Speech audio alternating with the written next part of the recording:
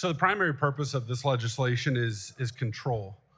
This reminds me quite a bit of 3 or 4 years ago when we took what was the safest, most reliable, one of the lowest cost energy grids in the Midwest, if not the whole nation. And we decided we needed to do better, and we've wrecked it. And our constituents across the state are feeling the results of that with dramatically higher utility bills, lower reliability, and businesses, frankly, leaving a lot of our communities. The state of Illinois right now, we're 37th in the nation in sales tax, we're 48th in corporate tax, we're 49th in gas tax, we're 50th in property taxes. And I raise those rankings because those are things that we kind of control. Things that folks outside of government controlled, like some of our utility bills before we wrecked that system, or let's talk about homeowners insurance, are a little bit different. Listening to this debate back and forth and the comments in committee yesterday about the sky is falling, one might think we're 48th, 49th, or 50th in homeowners insurance and we're coming to the rescue of our constituents. The reality is, state of Illinois is 13th in the nation. The average homeowners insurance, 13th in the nation.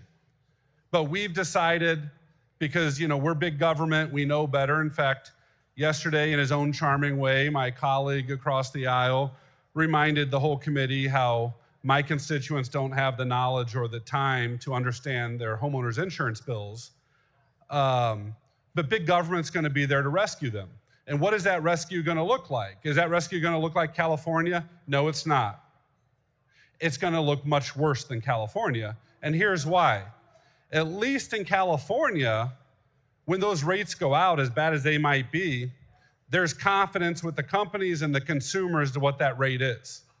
The most important thing in the insurance market, is confidence in the insurance company being able to stand behind its promises to the consumer. If your house burns down, if you're in a car wreck, and you go to your insurance company for relief, you want to make sure they have the money to provide the relief.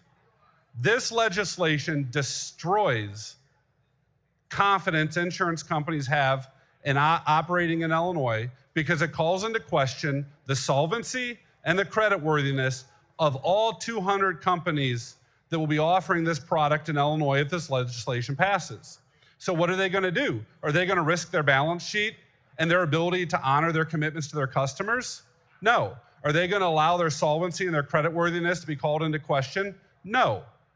These companies that have kept our rates 13th in the nation, are they going to do that? No, they're going to leave Illinois, just like they left California.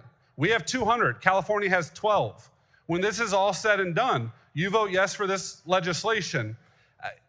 I kind of think this legislation might be job security for some members of this body, because I can't imagine how many bills we're going to have to follow up the next 5 or 6 years to fix the disaster this will cause in the homeowners insurance market in the state of Illinois. We're constantly saying, oh, we fixed it, we fixed something, and then we come back. And in fact, I think we're going to have an energy bill later today. We got to fix more stuff.